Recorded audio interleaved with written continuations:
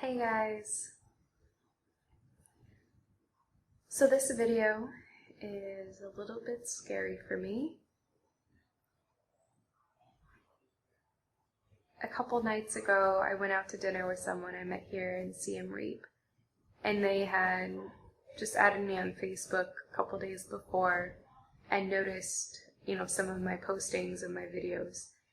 And they said they hadn't watched any of them yet, but they had noticed that at least one of them seemed really personal with the description that I had included on my status or post. And they asked if I was afraid what people would think, and if I was afraid that it would change the way people think about me. And I had laughed and I said, well, isn't that the point? And I do think that's the point, because my hope with these videos is that it not only changes the way you think about me, but maybe also changes the way you think about yourself and maybe look at your life differently.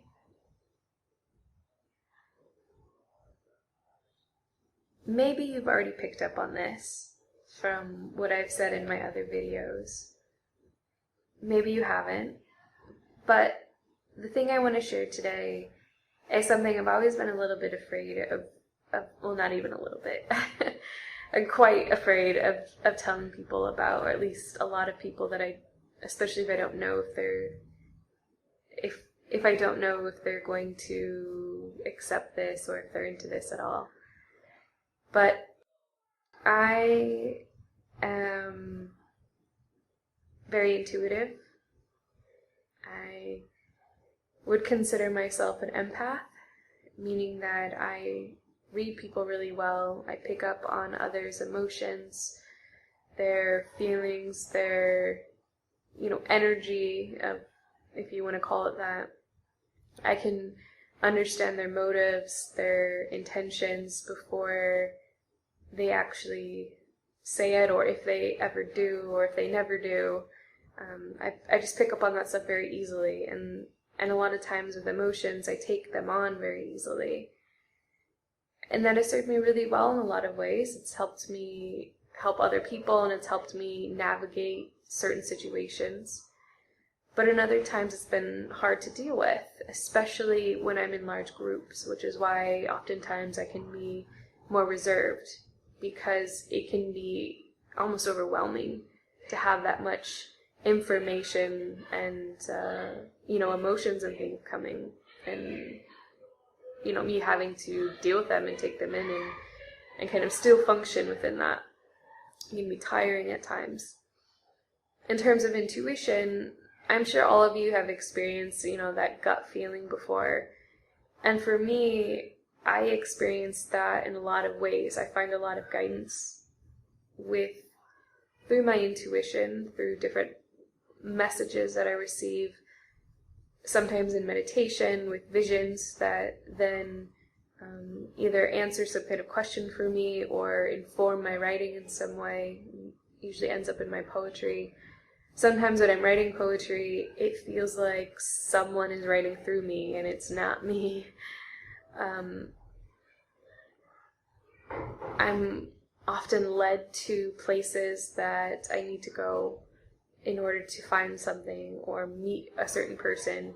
Or sometimes I have a question on my mind all day, and then I'll overhear someone's conversation and they say the exact thing that answers the question that I've been wondering.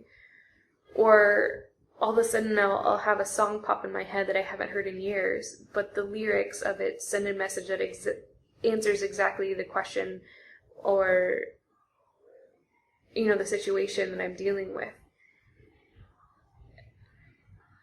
I know I know that a lot of that can sound really woo-woo and whatever, but my life is full of all of these synchronicities, that things just come together so easily for me and so perfectly that there's no way that it isn't being organized by something more than just me and coincidence.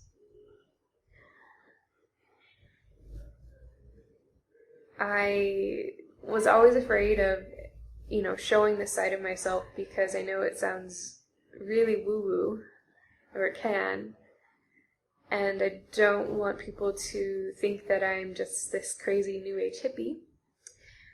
But this part of myself, realizing and respecting and embracing this side of myself, has brought so much joy and clarity to my life that I honestly, at this point, don't care who knows it or what they think anymore, because, like I said, it has completely changed my life.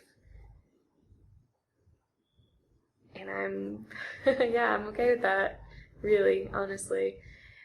As an example, what I mean by intuition, before I left for Bali, I was in meditation and I got a message that I needed to travel for at least 4 months. And I had no idea how I would make that happen. I didn't have enough money, and at that point I was afraid to even tell people that that was my goal, because I had no idea how I was going to make it work. And then when I hit the 4-month mark, I was in Malaysia, and at this certain point I was having just a shit day. I think it'd been like 2 or 3 days where things just felt terrible. I was like, my emotions were all over the place. I didn't know what was going on, why I felt that way. I was just having a really hard time. And so I stayed up late and I had a call with my mom, a Skype call, and it ended up being 3 hours long, where both of us were crying because I finally opened up about a part of my rape that I hadn't told anyone. I hadn't gone into detail about a lot of my story. I'd kept it to myself, and I had done so much work in a lot of different ways on forgiveness and healing and letting go of all of that experience, but there was a certain part of it that I was holding on to, that I was really blaming and angry at myself for not stopping it and not being able to, not stop it, not get out of the situation earlier or sooner, not reading all the signs, because, as I said, I am intuitive, and I had the feelings and I didn't trust them. And anyways, so I finally opened up about that stuff, and it turned out that I was just blaming myself and holding in so much anger at myself, and that's why I couldn't fully let go of that rape and that pain and that trauma of that experience. And when I did, and when I finally cried and just let all of that go, in that moment I knew exactly why my intuition said that I needed to be traveling for at least 4 months. Everything just came together, and in that moment I also understood that my time in Malaysia was done, and so I ended up buying a plane ticket that next morning to leave, I think the next day. So that's just how I've been functioning on this trip, and really this whole trip is a spiritual experience for me. I'm finding out who I am and what I'm capable of, and growing and stretching and expanding as a person, hopefully as an example for other people as well.